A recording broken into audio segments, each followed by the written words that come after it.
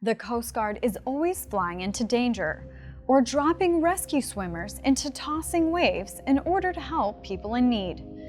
And recently, Coasties have been on a string of dramatic missions. First up, rescue crews from the Coast Guard Station Cortez in Florida saved 7 people in 2 different cases in just 24 hours. Footage from one of those missions shows a rescue swimmer pulling a person from the hull of a capsized boat before swimming off into open water to rescue a second. All the boaters involved in the 2 accidents near the Cortez Coast Guard Station were pulled safely from the water, and all were wearing life jackets. And in another mission from late May, a helicopter aircrew evacuated a 3-year-old girl from a cruise ship 90 miles offshore when she showed signs of seizure-like symptoms. The crew from the Coast Guard Sector San Diego lowered a crewman from an MH-60 Jayhawk onto the ship to retrieve the girl. The toddler and her mother were hoisted into the helicopter for transport to a hospital. The child was reported to be in stable condition after the incident. And in another story of Coasties at their best, we have this piece from Air Station Kodiak, Alaska, recounting a mission from late 2022 that saw 3 boaters and a dog stranded in dangerous waters after their boat ran aground. Check it out. So when the call came, we were suiting up, getting ready to go out and do a training mission. So I was already dressed out. We just heard the call and already knew then to switch our job. We could take the same plane we were already going to take. When the initial call came in, the boat was currently in the middle of the channel, and then throughout the next couple hours, the boat drifted towards the rocks and was very close to making contact with the rocks.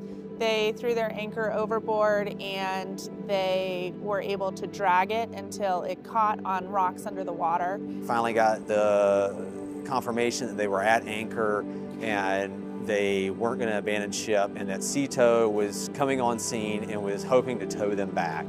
And as we turned base, they cut the anchor line, and all of a sudden, all mayhem went off. There was definitely a panic in everyone's voice over the radio. Identified that there really wasn't a lot of time to act, and we pulled into a hover about as fast as we could safely do, and didn't have time to run the normal SAR checklists and briefs. We bypassed a fair amount of our standard procedures in order to be able to lower our rescue swimmer in the most time-efficient manner possible. Now, I just had to change really quick, just throw on a different helmet and some gloves, and I was ready, and we were out the door within a minute or 2. Yeah, so after we hoisted the first 2 survivors, when I was heading out the door to get the last guy, the first guy got my attention and told me that he had a dog on the boat and asked if I could get him.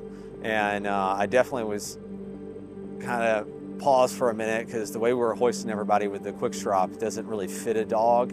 And so I was like, I'll try my best. And when I got down on the boat, the other guy said, let me know. He was like, hey, we have a dog in here. And I was like, all right, let me see the dog and let's see if we can do this. And it was a small to medium-sized dog, so I'm like, sure.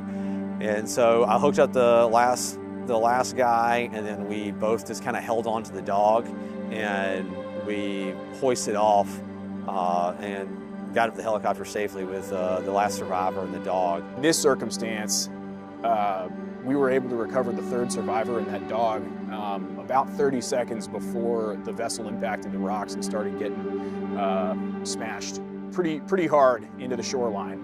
So seconds did matter, and frankly, it speaks to the value of the training that we hold ourselves to and the standards that we have established for us all to follow such that we could react without having time for normal checklists, but still accomplishing what we needed to set up and execute those hoists rapidly and safely.